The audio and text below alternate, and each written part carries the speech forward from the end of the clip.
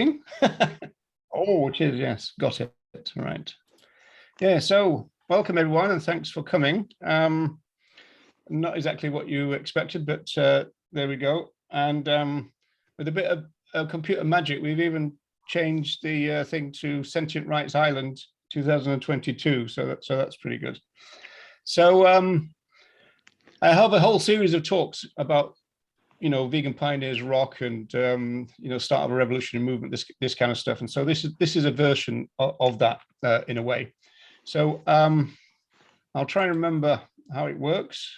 Now, this is interesting because I just tried. There we go.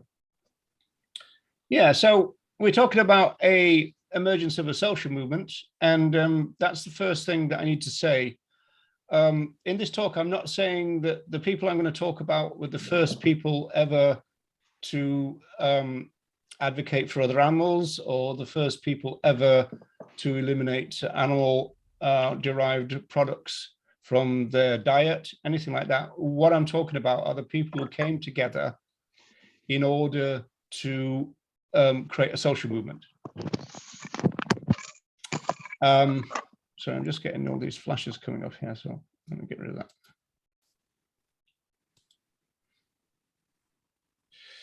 Right, okay. So in general terms then, a social movement is defined as an organized effort by a significant number of people to create or resist social change. So when people think about a social movement, they tend to think of that first bit, that people get together and try and change things. But there's also people who get together in response to those people getting together, and they create a counter movement. So this is where you get the movement and counter movement relationship, or dialectic, as academics say. So as we know then, so you would say that we are a social movement wanting to bring about animal rights, veganism, this kind of stuff, animal liberation, and you get things like the Farmers Union, those kind of groups who act as our counter movement. And as you know, there's quite a lot of power imbalance here, because the farmers' representatives certainly have the ear of the politicians far more than we do in that sense. So all social movements are not equal in that sense by any means, but this is the crude definition of what we're talking about. Now, this is a bit of a summary from Matthew Cole. Matthew Cole is a sociologist, and currently, along with Kate Stewart and one other who I can never remember the name of, and I'm really sorry, I always apologize. They're looking at the Donald Watson archive. So they've had access to all the writings, letters, etc. of Donald Watson, who is the best known co-founder of the vegan social movement. And the reason that I like to pick this one out is because this is what Watson says from this.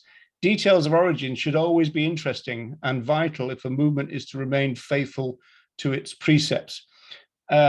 Watson talked about this quite a lot. He he was often invited back as a kind of honorary kind of founder and everything. And he was basically saying, I'm really pleased that you're keeping the faith, as it were, this kind of stuff. And there's also from the archive a really interesting letter that he wrote to somebody called Arthur Ling, who was a pioneer of the plant milk movement. And he said that by definition, veganism is to help other animals and humans. And we've got to make sure that the vegan society kind of, stay faithful to that, if you like. So I don't know whether that was him seeing what we now have in the present day, which is a bit of tension between the values of the pioneers and the modern day values, but I'm not quite sure, but it could be that. So this is a bit of a summary, really. We're founded in 1944 in England. Corey Lee Wren, another sociologist, gives an interesting talk, which I shared with Sentient Rights Island today, I think. And in that mentions someone who claimed to be the first and only vegan in Ireland. And I think that was about 1946. So only a couple of years after the vegan movement was founded, you ended up with vegan individuals, as it were, in Ireland, which is an interesting thing. So the date is significant in the sense that we're talking about the last years of the Second World War. And Watson said that this had a profound effect on what became the vegan social movement, on its values and its aspirations.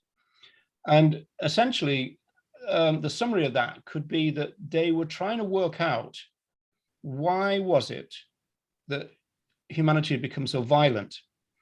They'd seen the Second World War, and Watson said that a lot of them were quite shattered by the experience of the Second World War.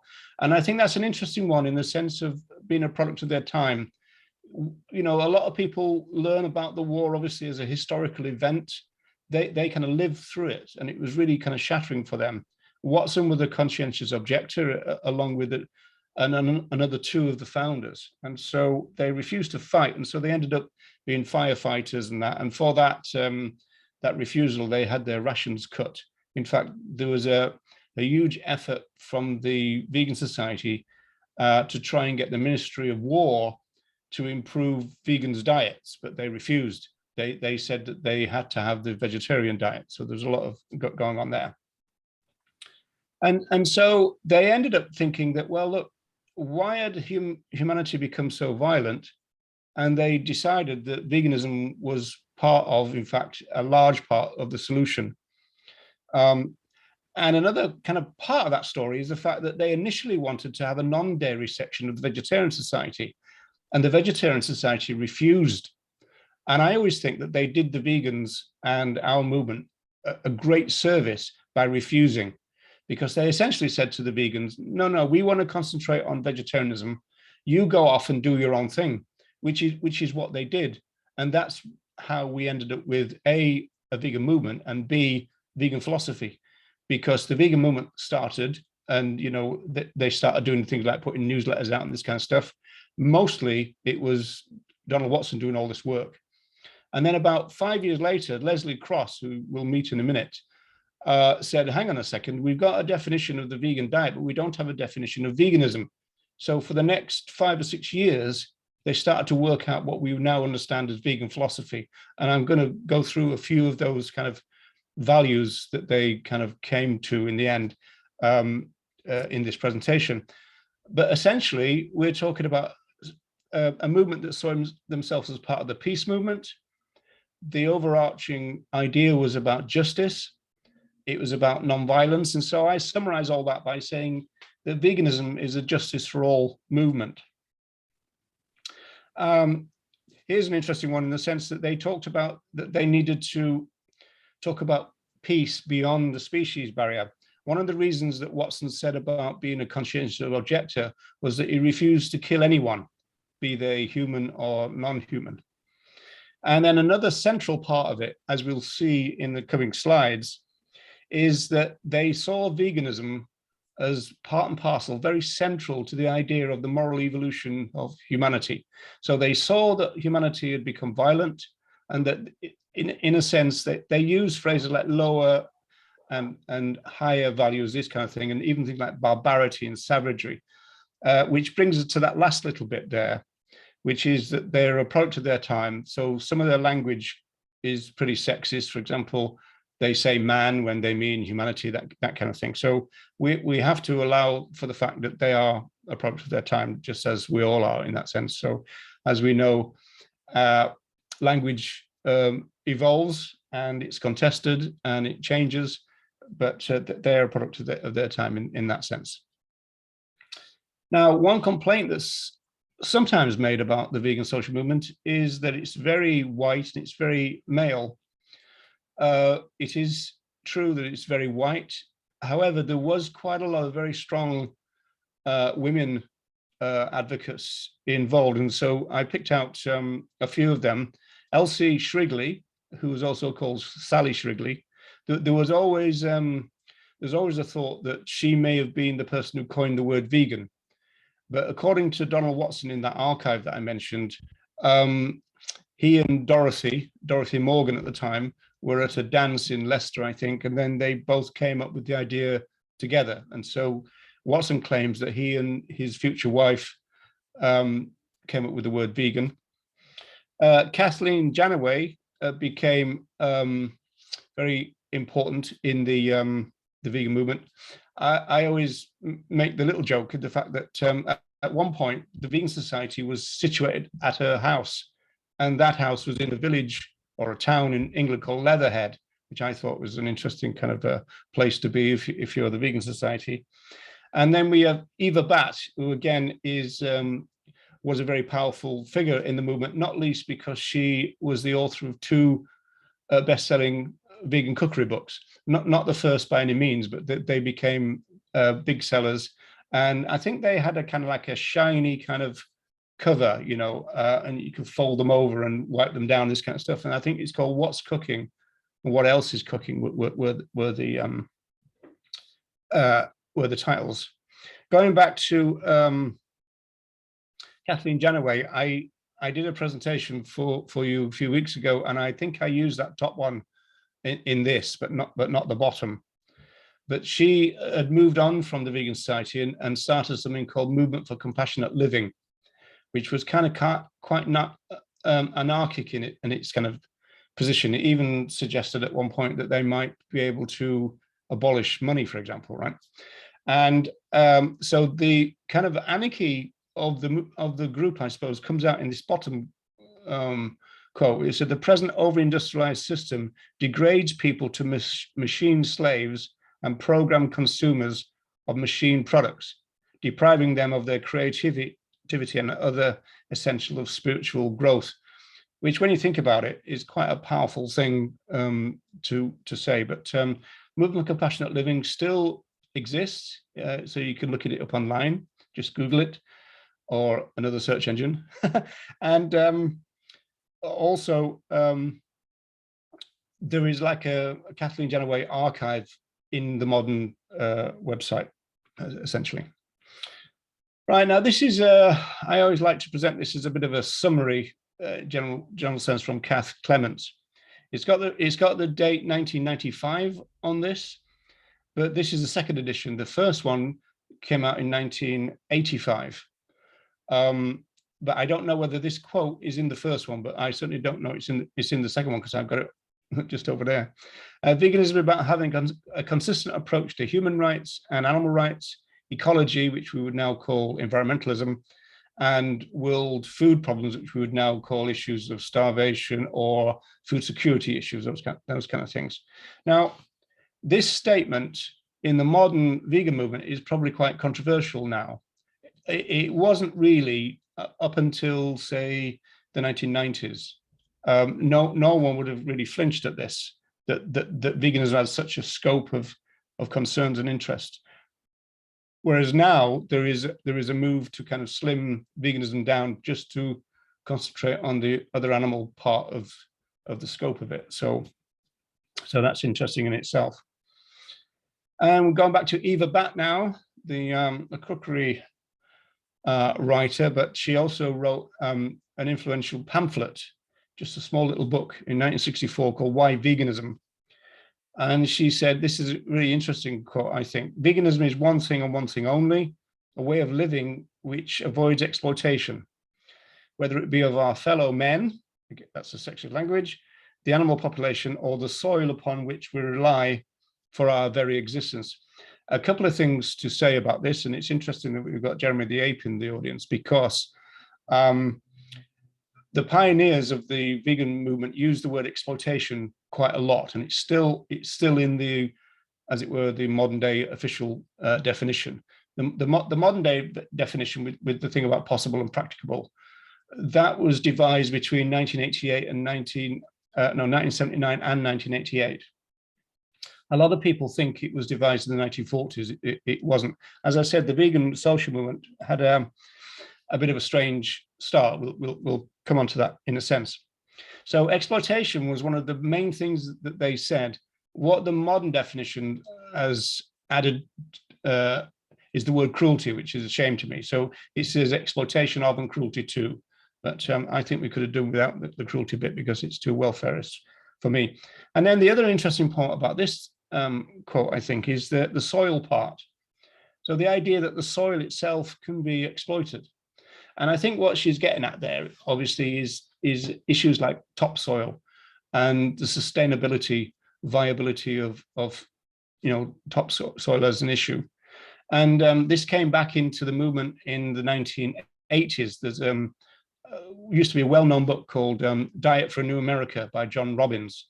He was part of a big ice cream kind of family, if you like, and then he kind of rejected all that and became a vegan and wrote this really popular book, Diet for a New America. And he was warning back in the 80s that we were destroying the soil. And if we did that, we're going to end up with deserts, essentially. And so this is something that a lot of scientists have been working on ever since, I believe. And then this one is always my favorite.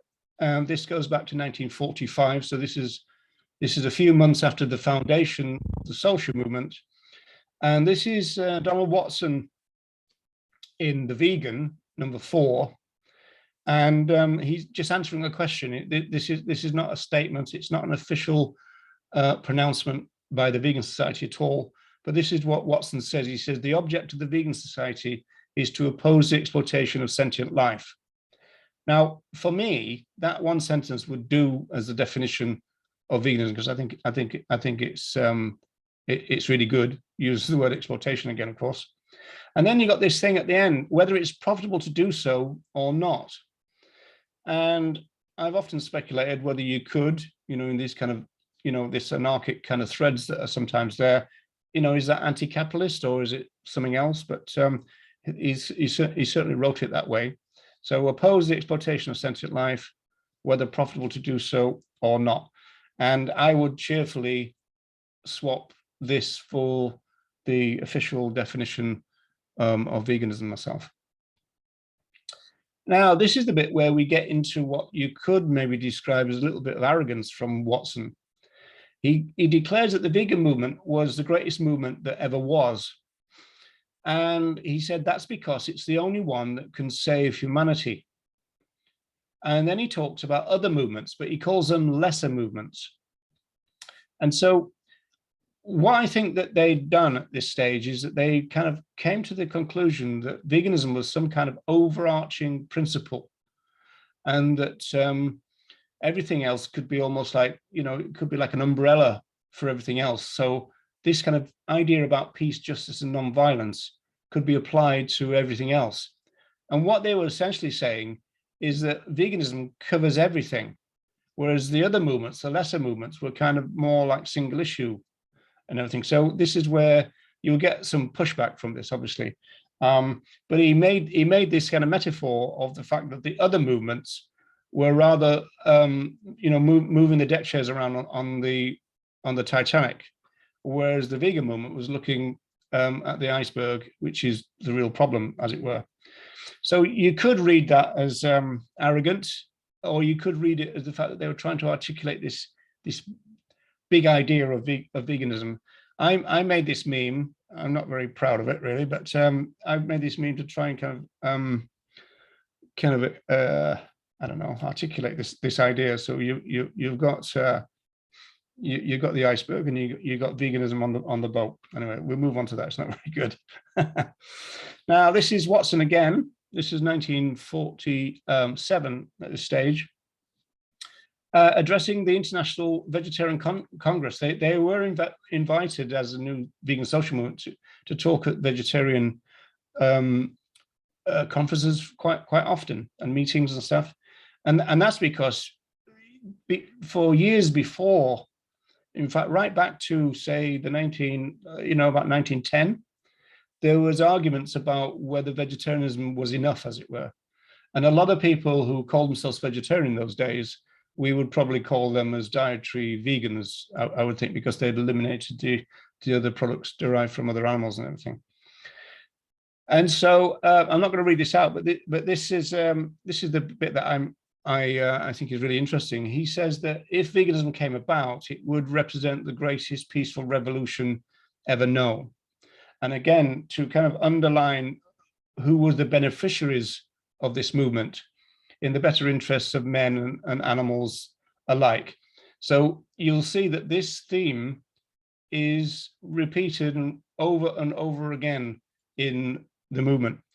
And sometimes it was a little bit like this. They mentioned humans before other animals. Usually it was the other way around, but sometimes they did. There's a famous essay by Leslie Cross where he says the first sentence is, "I'm going to tell you what veganism is and how humans can benefit from it." That was his first sentence, which is unusual. Normally, you would talk about the benefits to other animals first. And well, we'll come on to that. That's focus and scope.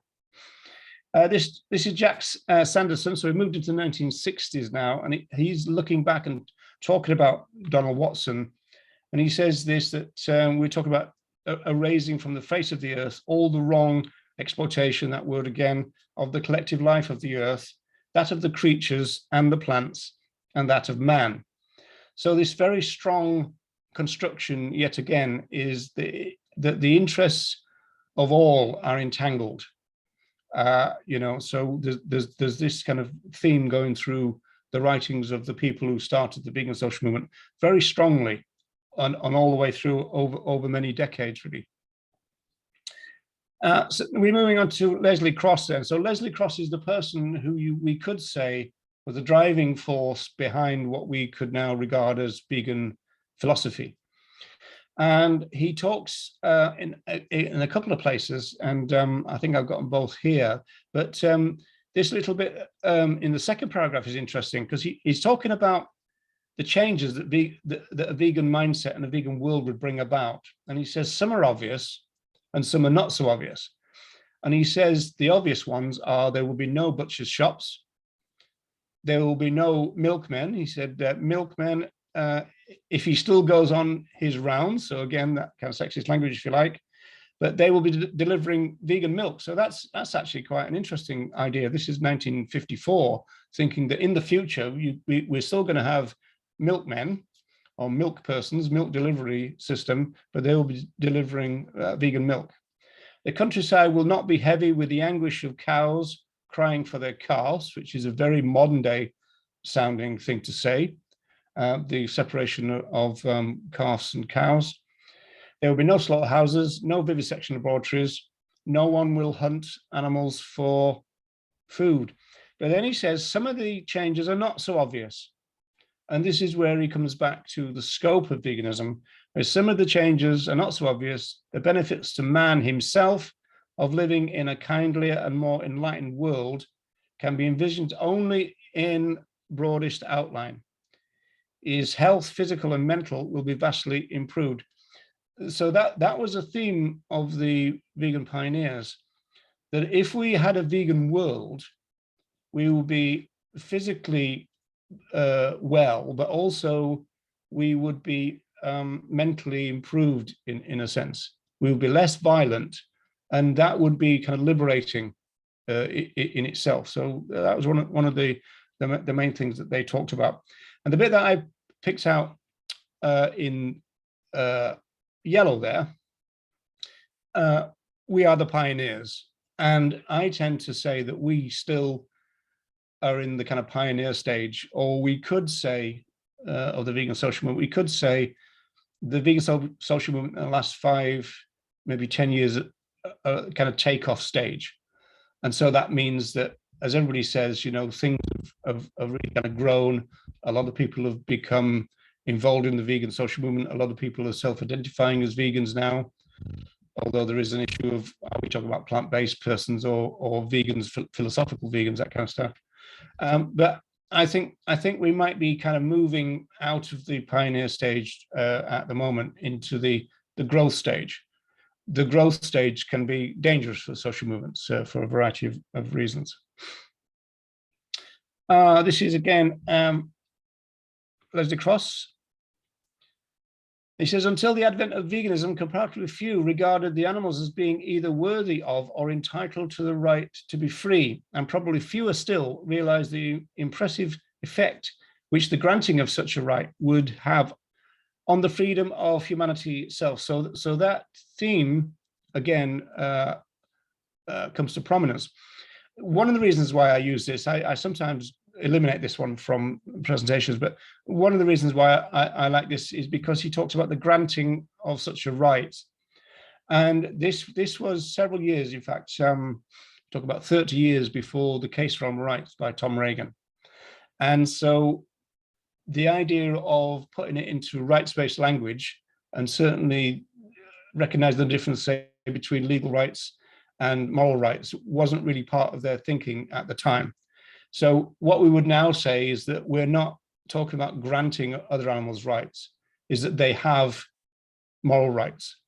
The granting bit is if we codify the moral rights into legal rights, which is the important part. And in fact, that's probably one of the main jobs that Sentient Rights Ireland will try and set about doing. First of all, getting people to recognize, understand, agree that other animals are rights bearers, and that when we use them, that's a rights violation. And so therefore, those moral rights, which they have, as it were, via the philosophy of animal rights, need to be codified into law and become legal rights. Of course, Maureen, part of the group, would be, very big on that. So that's gonna be one of the big jobs for SRI. Are we all used to saying SRI yet? I don't know whether you do, but I've started saying that a little bit. Leslie Cross again. This is going back to 51. Now this one again is the this is where they were really kind of focusing on the rules of the organization, but also they were still expanding the philosophy. And so basically they were saying, again, that there's a kind of core idea, and then there's a wider idea which is overarching. And what this is where I got my idea of focus and scope from this essay by Leslie Cross, because he talks about the two broad aspects of veganism. The first is the stuff that all animal advocates talk about, not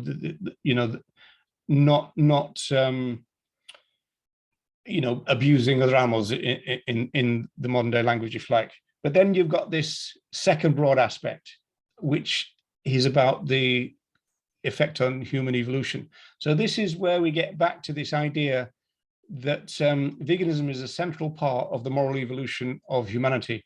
And they were deadly serious about this.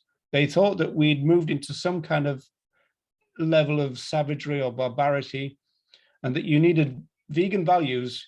If humanity was to be saved, it would need veganism to be central in terms of its values. It's the only thing that's going to save humanity, they believed. And then until the present relationship between man, again, the sexist language, and his fellow creatures is replaced by one of companionship on a relatively equal footing, the pursuit of happiness by man, which obviously was a phrase in those days, ended up being enshrined in the US Constitution, is foredoomed to a tragic and painful frustration. So again, you've got this interesting one. Let me just go back a little bit, because there's something interesting here. I think he says here, if you see that bottom bit, he says that in terms of the relationship between the master and the slave, it's actually the master who kind of, as it were, is harmed the most, suffers the most. And of course, we would reject that idea. But what I think he was getting at is that they suffer kind of mentally or philosophically. In other words, their psyche is being damaged by the violence that they're perpetrating. Not that they're the ones who are not having most physical kind of harm imposed on them, but in terms of overall harm, they were essentially harming themselves as well. And this is the last one from Cross, and this is where he says an interesting thing about animal welfare and animal liberation. He says we're not so much welfare as liberation, and who for the creatures and for the mind and heart of man. So again, this kind of evolution of the heart and the mind and that kind of stuff. And then he says that humanity would free itself from many of the demands made by his lower nature. So that kind of language, we would probably reject that kind of language nowadays. But the benefit to man himself would be incalculable. So they're basically saying that if we can liberate other animals, we will be liberating ourselves. That without animal liberation, we can't get human liberation. And Watson said this as well, he said, looking back again in one of those kind of presidential things that he did, he said that we've learned now that everything is a little bit entangled and we're not really going to get the one without the other, which is interesting because people like Tom Reagan, even writing a bit later, they still talked about taking the wall down brick by brick, whereas Watson and co. were kind of saying we're going to have to do it all at once because it's all so entangled. The problem, of course, of taking it brick by brick is that when you concentrate on the second brick, somebody's replacing the first. So there is that kind of argument. Right, we're getting near to the end now. This is going back to Matthew Cole, I mentioned right at the beginning. And this is from a chapter from The Rise of Critical Animal Studies. I think it's 2004, 14. And this is a really good quote. And I think it sums up in modern day language what all these pioneers were saying. He says, the vegan aim or object combines compassionate non-exploitation of other animals with an emancipated vegan self and a more compassionate human society. Vegan ethics from the beginning was directed towards these interconnected goals of transforming human beings and transforming human society, both flowing from the foundational reconfiguration of human, non-human animal relations.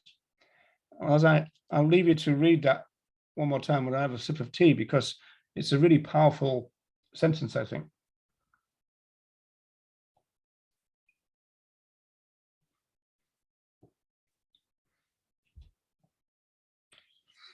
Yeah, so it's to benefit everybody, which is what the pioneers said. And then with a Q&A in mind, I kind of tend to cheat because I kind of ask the first two questions and answer them before we get into a Q&A situation, because it's often said, well, in fact, there is a website called Vegan Today, I think it's called. They're claiming that veganism has got nothing to do with ethics; it was just a diet and all this kind of stuff. And they were saying things like, didn't the pioneers, and especially Donald Watson, talk a lot about health and diet? And that bit is true. And that bit is kind of like the first years of the vegan social movement, in the sense that they formed it, about 7 people, and then they just gave it all to Donald Watson to do everything. So he became the treasurer, the main writer, he answered all the letters and all the rest of the stuff.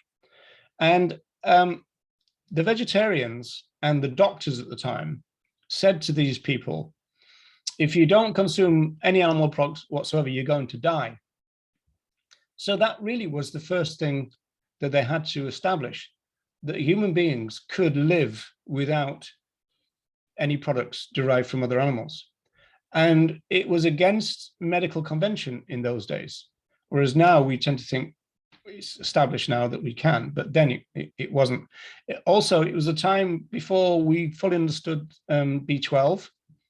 I don't think there was any synthetic B12 at the time.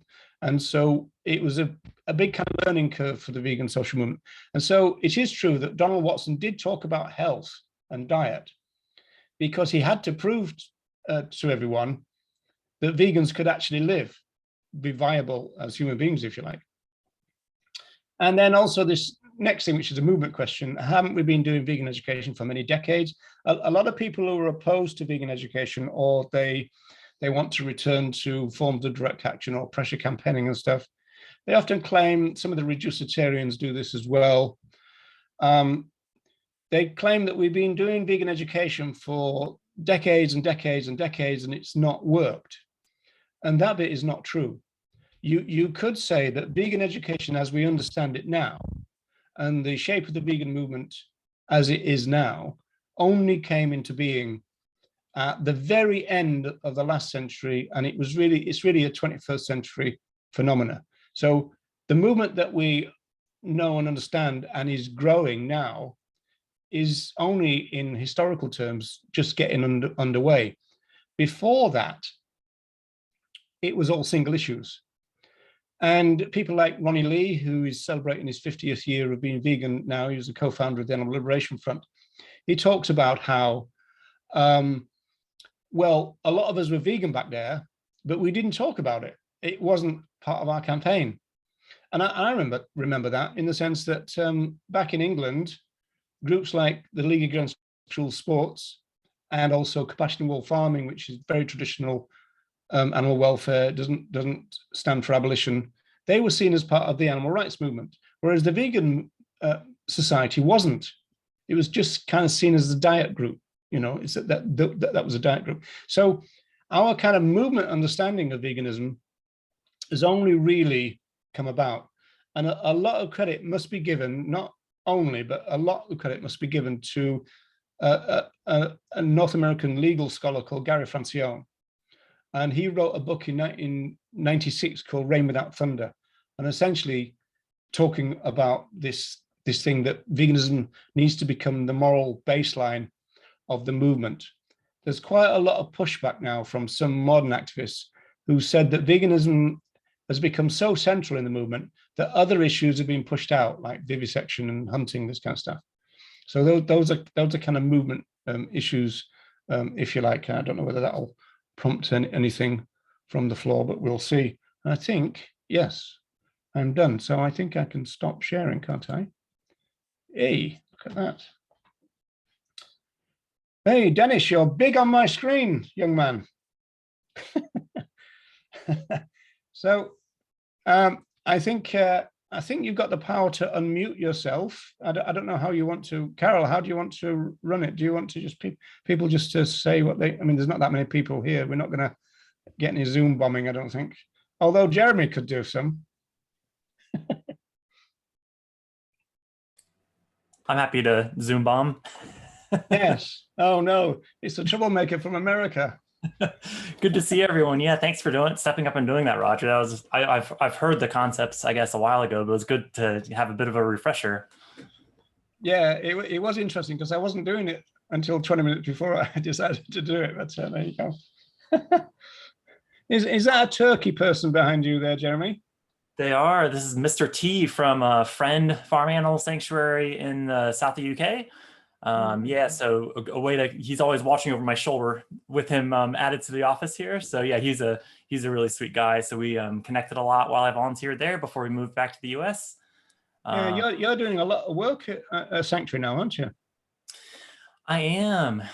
Yeah, it's I've and Nisha as well, who's on the call. We've kind of taken over to help with the transition from a co-founder led to a team led organization at a sanctuary here in Indiana, kind of in the middle of the US, putting it crudely.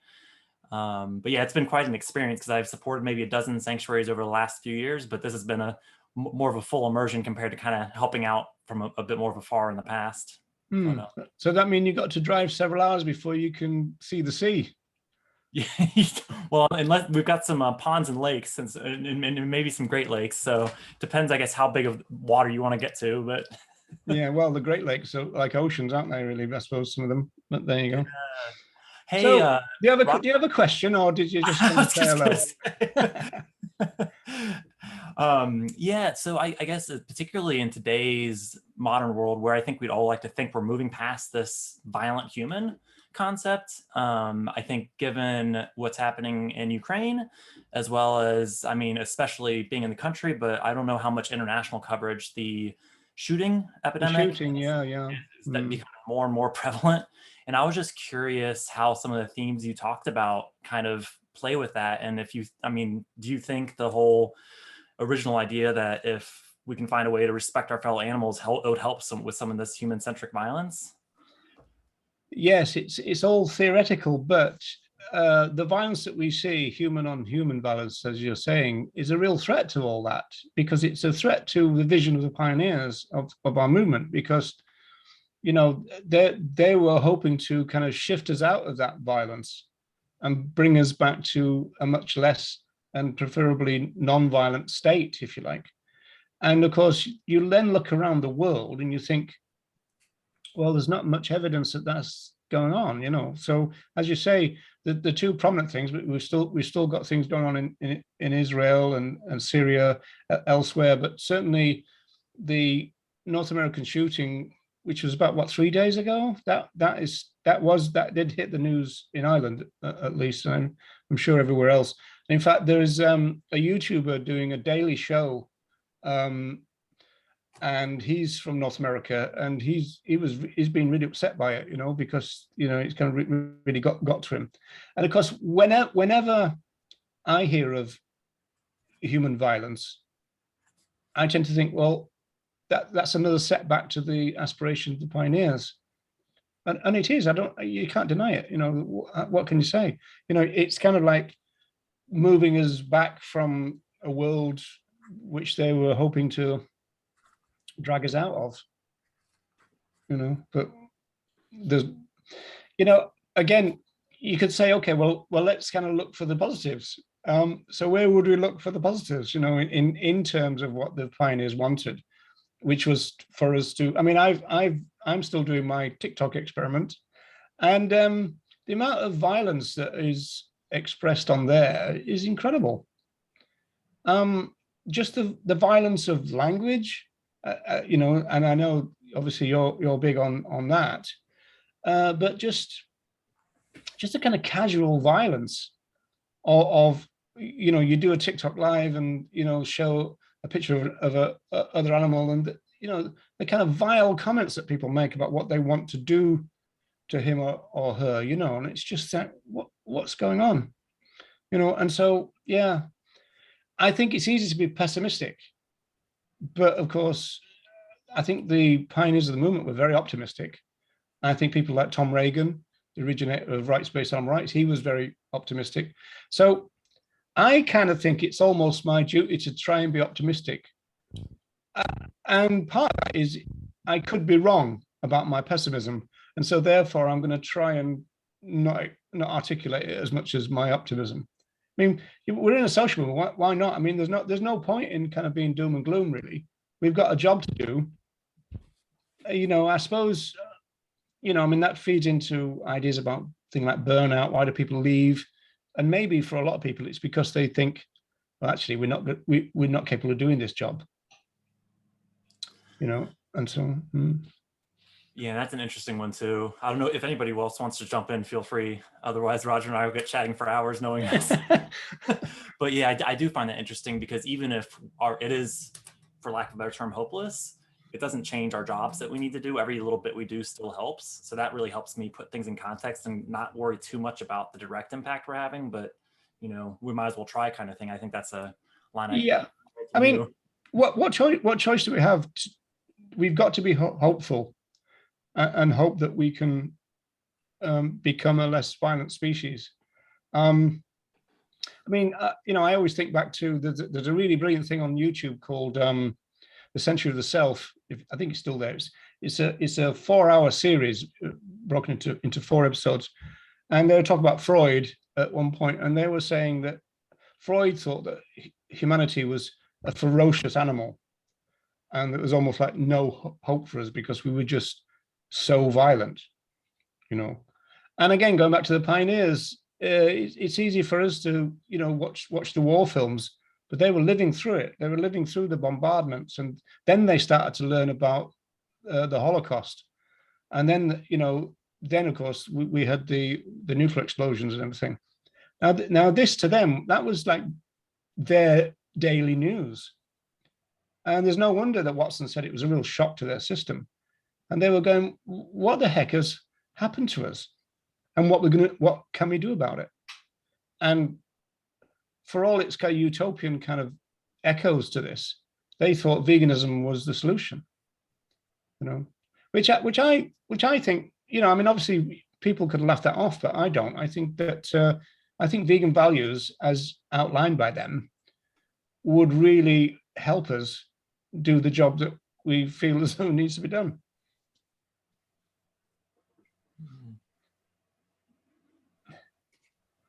Hi, Nisha, with the camera on. Hey there.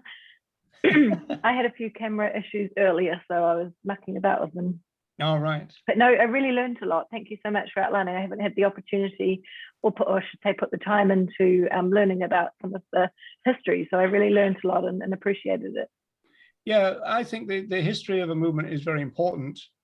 And it irks me, actually, that there's so many people come into the movement and they don't care about the history of it, which I find, just on a personal level, really kind of weird, that you I remember coming into the movement and I got the kind of magazines. It was, you know, obviously pre-internet and all that. I got all the magazines and everything. And I remember sat there with a notepad, writing down what all these things, you know, all these words meant. RSPCA, what does that mean? And, you know, WWF and this kind of stuff.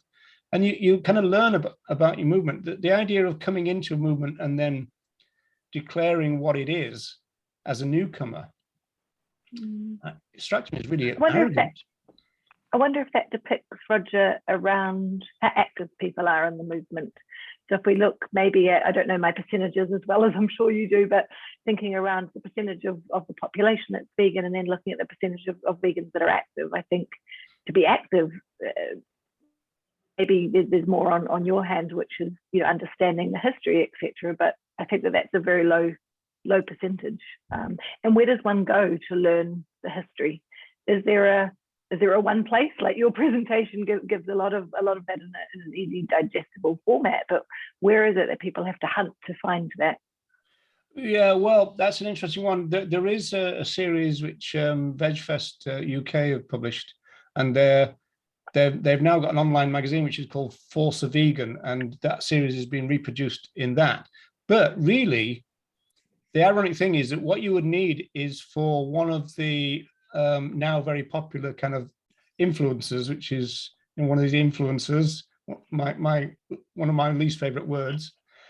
What we really need is for them to take an interest in it, and then the younger people who look to them, because, you know, the young people coming in, they don't listen to, you know, boring old farts like me. They want to be talked to by younger people, and if one of those took an interest, that would be really good. Even if they took an interest in order to argue against some of the values of the pioneers, because it is possible to do that. For example, we know that their language was sexist, so we would argue about that, for example, and this kind of stuff. But some of the ideas, people might think, well, that's passé, or we don't need that anymore. We shouldn't, you know, in the same way as I always give the example that neo-Marxism arose from Marxism. But the neo-Marxists had a really good understanding of what Marx was all about. We don't have that in the vegan movement. What we've got is a new generation of people who have made up what veganism is, with no reference to what veganism was formulated as. And that seems to me just to be wrong, you know, and again, just arrogant in a way, because you think, well, how can you just kind of have the gall to come into a movement and then declare what it is? You know, it doesn't make sense. I guess we're a product. We're a product of what we consume. And when I say consume, I'm not meaning eating. I'm meaning the media that we consume. And so you're kind of talking around a lot of people, you know, hearing stuff from influencers. If they're not talking about it, then people aren't going to be aware and that they consume that. Yeah. Sadly, the influences of the movement have taken a bit of what I call a reducitarian view of things. They're tending to try and slim the meaning of veganism down. I actually like the broad, expansive, almost like glorious scope of it, not to be too pompous about it. I quite like that kind of really lovely vision that they had. Whereas there's a big push to kind of slim it down, you know, animals only, you know, it's nothing to do with humans, and, you know, these things are not connected, and all this kind of stuff. The animals need their own movement and this kind of stuff. So much more relatable if it's the broader scope, thinking of what's happened in the US, and as Jeremy mentioned, I think people can relate when we do have that scope and saying, actually, you know, this violence amongst humans is absolutely connected to a violence towards a fellow animal. It's all in one, piece. Well, I mean, ironically, there's quite a lot of criminological evidence to suggest that those who are very violent, you know, serial killers to humans, were violent to other animals first. And of course, you can see it the other way around too. That, you know, obviously, if we're prepared to be violent towards each other, nothing's going to stop us being violent to other animals, especially if we construct them as being lower beings. As a hierarchy. Yeah. Yeah, Roger, do you think a lot of that stems from just kind of anger at the moral atrocities around animal use, and that's why when other topics are brought up, it's like we just want to focus on this thing? And I appreciate the word focus is I'm using that intentionally because I Yeah. think a lot of it does come down to framing. I think saying animals only versus animals first, and of course I mean other animals. Yeah, but just yeah, I think on a lot of what I've observed, we actually agree more than we think. It's just the way we frame things. Yeah, I'd agree with that, and I'm quite happy to say animals first in terms of the claims making of the movement, and that's always been the case. Although I kind of contradicted that a little bit by saying that some of their essays started by talking about humanity first, but the kind of interchangeability of it is the key. But I've got no problem with almost like having a rule by saying, well, we should talk about the other animals first, but there's a wider scope, which we certainly shouldn't forget, and if preferably also include in our claims making. I've got no problem with that, and in some ways, I think that I think the animals only people are kind of panicking about something that's not really there. One thing I think they made a mistake about is that they keep saying things like, "You're bringing human issues into the animal movement," whereas the truth is they're trying to take human issues out of the animal movement because those issues were always there, which is exactly what this presentation shows, I believe.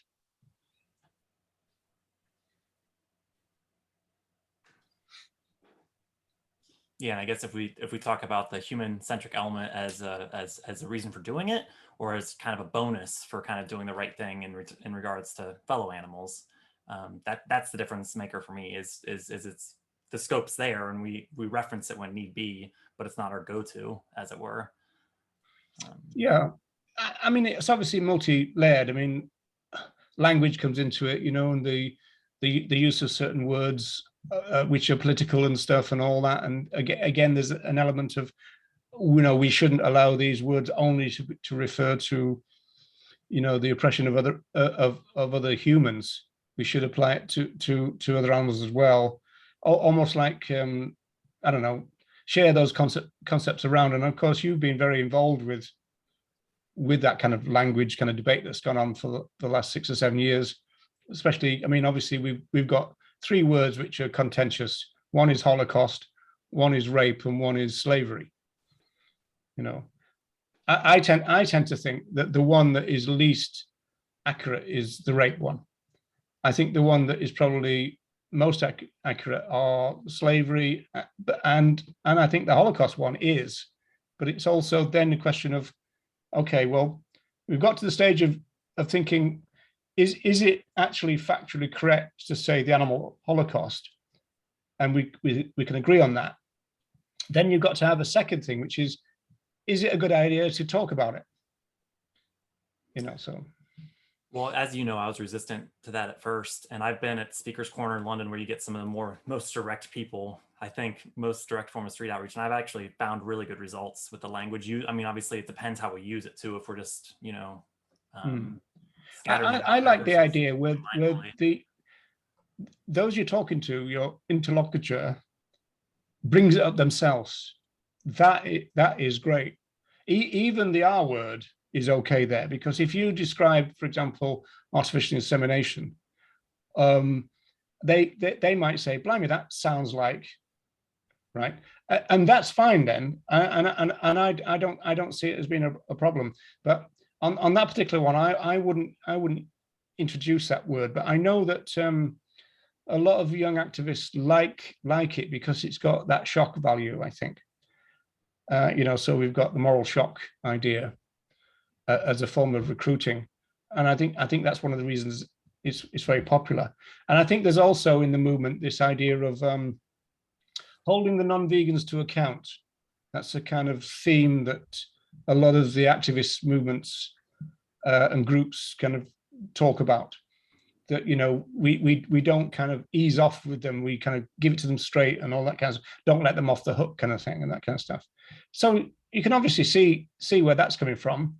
But then again, we're claims makers, so you can't just shoot from the hip. You've got to think about it, especially if you've got some evidence that one thing works and one thing doesn't, for example.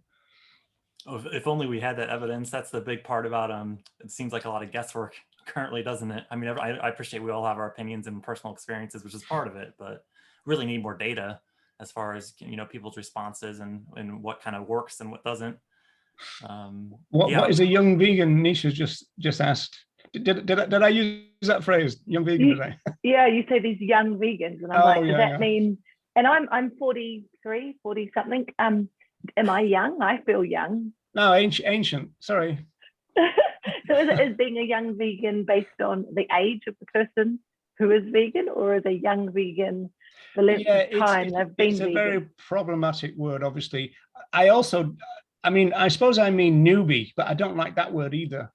So I say people relatively new to the movement.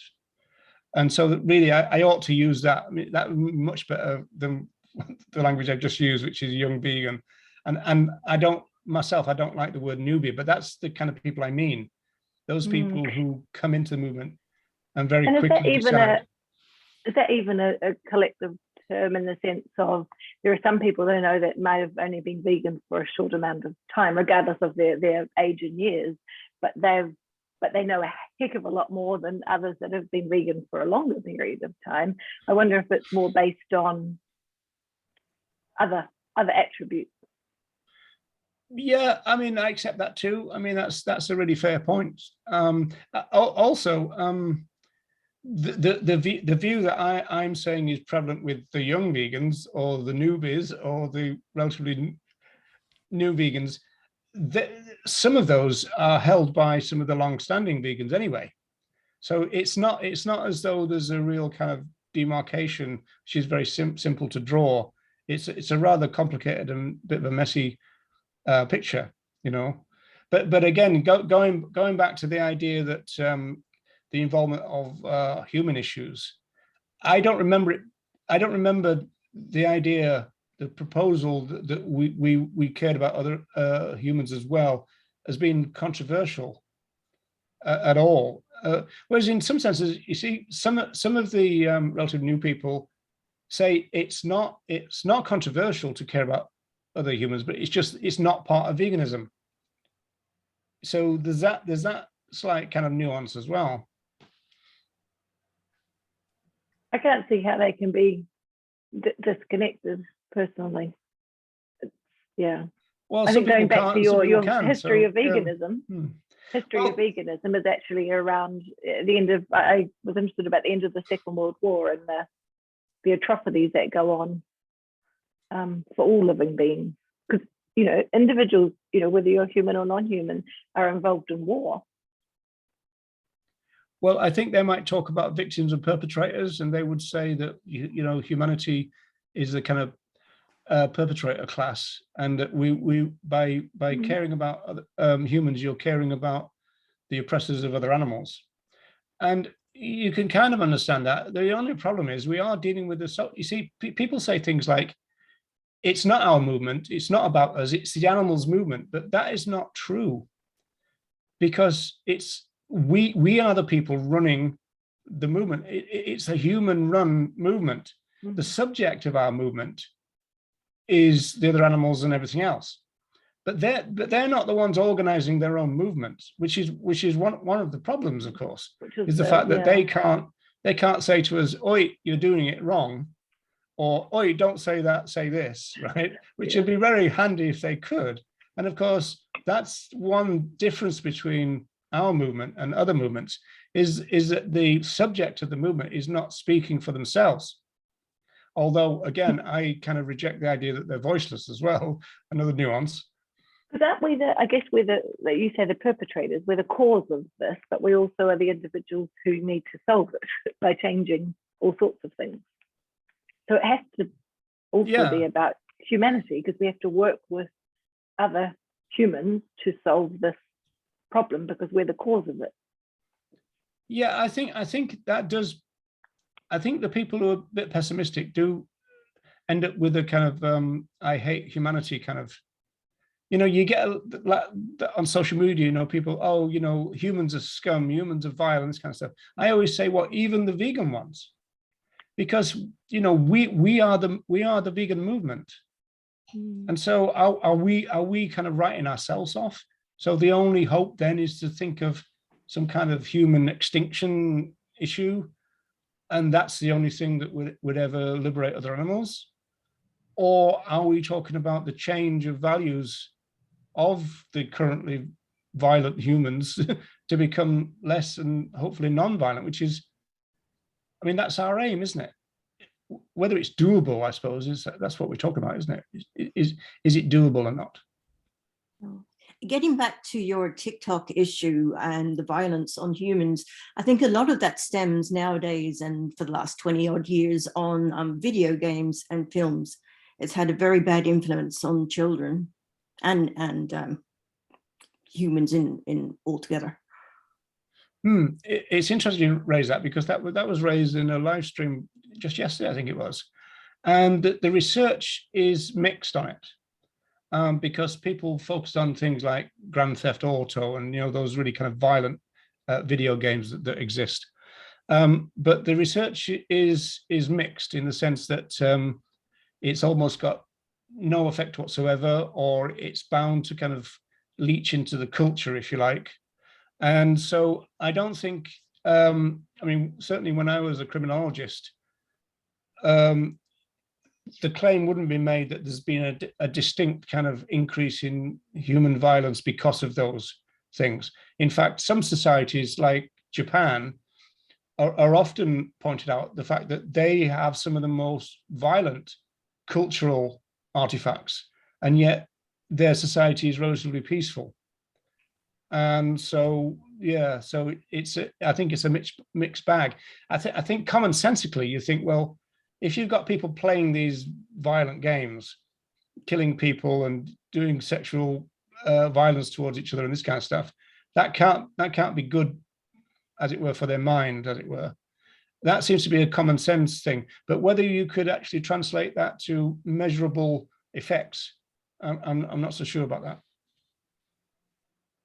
Well, I'm certainly haven't done research in the area, but I think we'd probably all agree just the devices connect us less with fellow humans, let alone fellow animals. So it's really easy for someone to drop a comment on your TikTok live streams without even thinking about it. It's almost like an impulse. Yeah. I'll tell you one thing that's very interesting. What Carol just said, though, was that in Dublin for the last, say, 3 years, we use those VR goggle things. And at first, and they were becoming very popular in gaming, people wearing them and all that.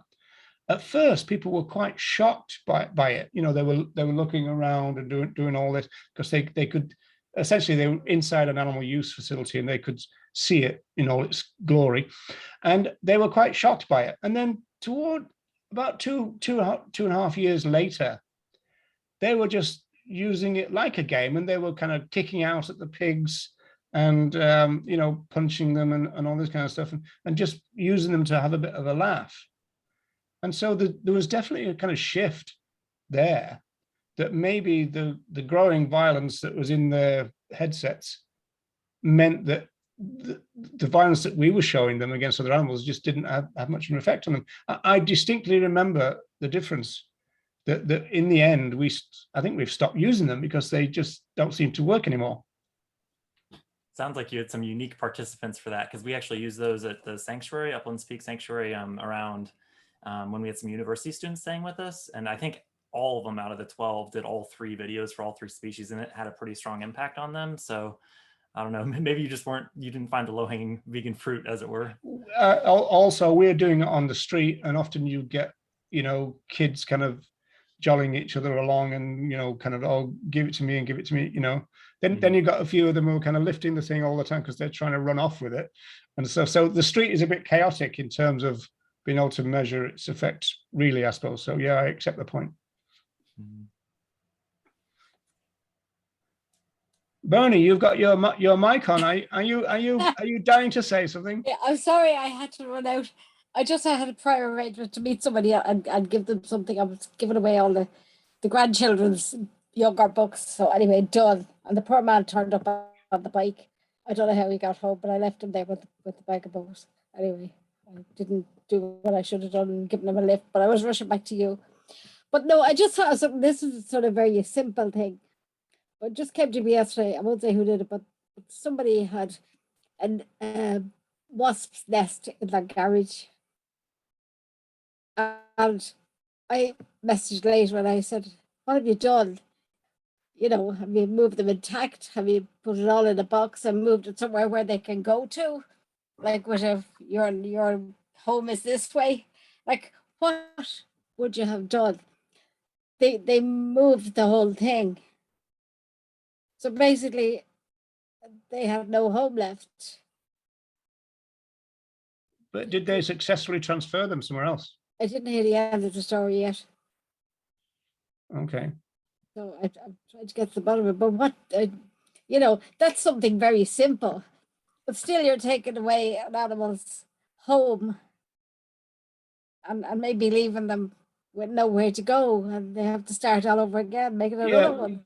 What I think about that is that humanity needs a healthy dose of humility, in the sense that, generally speaking, if there is a problem that is created between let's call it a clash of rights between other animals and humans, you'll probably find, if you trace back that problem, it's our fault. You know, whether you talk about rogue elephants or urban foxes, and in this case, we've probably built something, you know, in a very heavily wooded place, which have probably been homes for wasps for generations. No, it was in a state. In a state. At the back. Yeah. All right. Okay. Is it a new estate? Trying to maintain my point desperately. I would. I No, mean, it's not a new estate. They're years. I do know that. In fact, I've seen quite a lot of videos, and I think some of them are on TikTok. Funny enough, that there are people who specialize in moving bee colonies, but of course, wasps are seen as vermin, aren't they? So Like I don't think. Well, I don't see it that way. Well, no, of course not. No.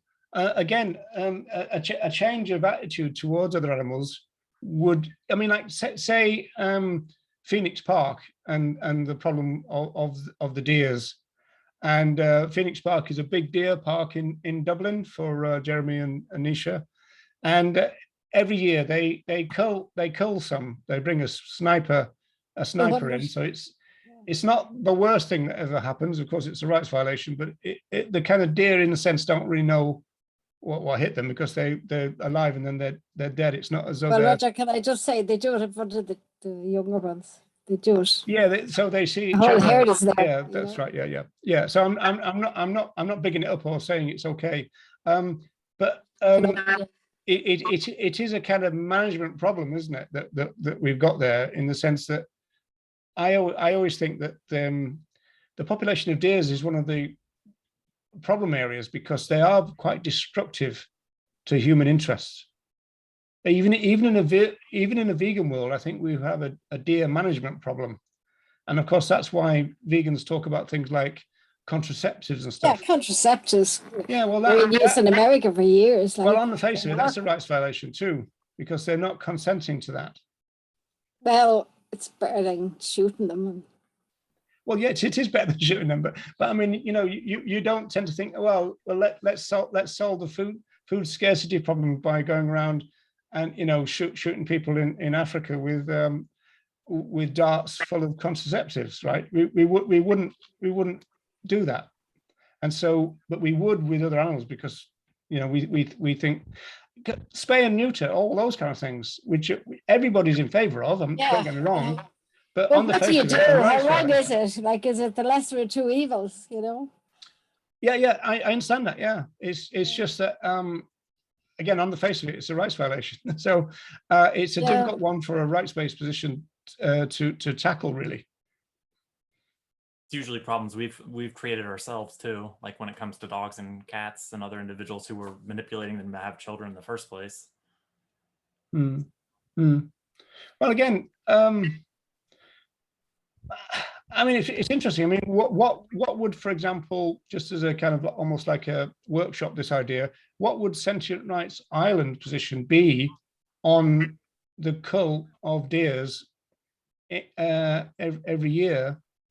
Would we advocate for contraception? What other argument is used? I mean, Bernie, you've probably been on the radio far more than anybody else talking about this issue. Well, yeah, well, I'd say contraception, because we already have them there.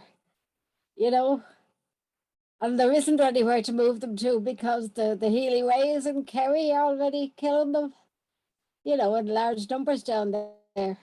So you have these Gumbian politicians going around taking pot shots at them anyway. So it's not like you could move the Dublin deer down to Kerry where there's loads of space and everything. It makes no difference. They still kill them. So that's where we're at. You know, it's hard to find a solution. What about stopping humans going into the park and make it their park? Of course, yeah, of course, I'd be for that, yeah. But then the zoo is up there too. It's not that simple. The zoo is up in the corner of the Phoenix Park. Well, we want to close that anyway. But the point is, we're as a know. species, we're very arrogant. I mean, we think we've got the right to be everywhere, right? And again, we've got no humility. We don't say, well, look, to kind of solve this issue, we'll back away, and we'll kind of not kind of enjoy the interest that we have in being there. For example, we tend not to do that. We always expect them to be the ones that either give way or we force them to. Well, we're really doing it with a good will if we are giving them contraceptives to save them from worse. Whether that's a good enough reason or not, I don't know. But yeah, I'm not disputing that for a minute. It's just that it's a kind of, it's always been a tricky one, me, because, you know, people talk about the damage that deers do to trees, forests, these kind of things. That eventually, even in a vegan world, the deer population would grow so large that it would become a problem. And then you've got things like, do you fence them out? And then that causes issues of starvation. And then they have a die-off, and then their population builds back up again, which you could say is a natural cycle. Whereas, ironically, in terms of the lesser evil, what a hunter would say is bring in the sniper and do it the humane way with the sniper, because if you see a population starving to death, it's not pretty. It's not an easy conundrum to solve, this one. yeah, there's no perfect solution. No. Yeah, to juxtapose it, we have a lot of deers just walking around our neighborhood. Oftentimes I'm sitting here in the office, I'll look out the window and there'll be one standing right next to the window. So, and surprisingly, the community is actually pretty accepting of them, and they just kind of coexist. I mean, it's obviously not perfect, but a lot of this stems from us moving into their homes effectively and human expansion, doesn't it? So it's, I think, yeah, I think all of us, especially, you know, environmentalists, have to resist the urge to have that human-centric interest lens, and actually, you know, the whole. I agree. I mean, Bernie mentioned, oh, well, the wasps were in an estate, but that estate wouldn't have been there at some point. I mean, how long has it been there? You know? Years. It's fairly well established. And I'm sure when the houses came, the shed out the back came, so it wasn't like they did it. They had it in a tree, you know. Well, you that's have to become small. You need to become a wasp whisperer, it, Bernie. What? You need to become a wasp whisperer. A wasp whisperer. Yeah. But there are specialists who do move bee colonies. More like a rat whisperer, Roger.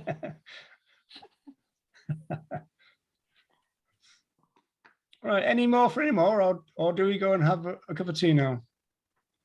Put the kettle on, Roger. You're muted, Dennis.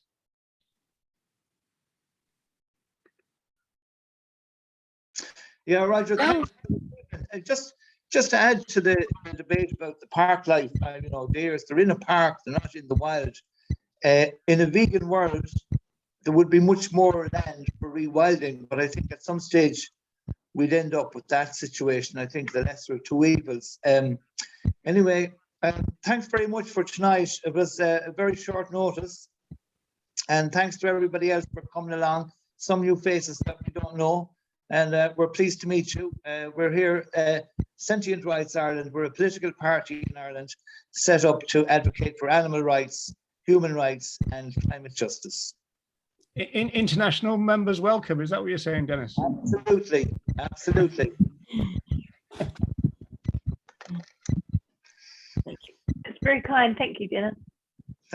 Anisha, yesterday when we were outside Trinity College Dublin doing an anti-vivisection demonstration. A young lady came up to us, and a young person. She was a school teacher from Chile. She was over here to learn English, and she's going to put us in touch with the animal movement in Chile.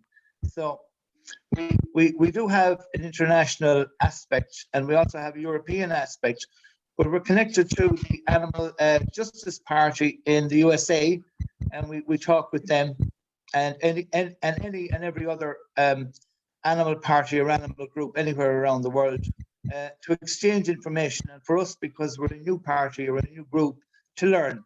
So everybody is welcome. And what's the main aim, Dennis? It's to dismantle cultural speciesism, right? I didn't want to say it. I thought everybody knew it at this stage. Yes, we're going to dismantle cultural speciesism and make the world a nicer place. Just as the pioneers wanted to do. Which brings us full circle, and probably a good time to stop the recording, I would think. So, yeah, thanks for everybody listening to me blabbering on as usual, and I'm glad I was able to fill the hole in that sense, because the speaker for today couldn't make it. So, Thanks very much, Roger. Don't forget Saturday, Shelburne Park, 7 to 8. We'll be there. Bernie always gets the plug in. I haven't got my free plugs in yet. Yeah. There's something else on Saturday though, isn't there? Yeah, we're doing outreach on Grafton Street in the afternoon. So. And then straight down to Shelburne Park. Down to a break, cup of coffee, and down to Shelburne Park.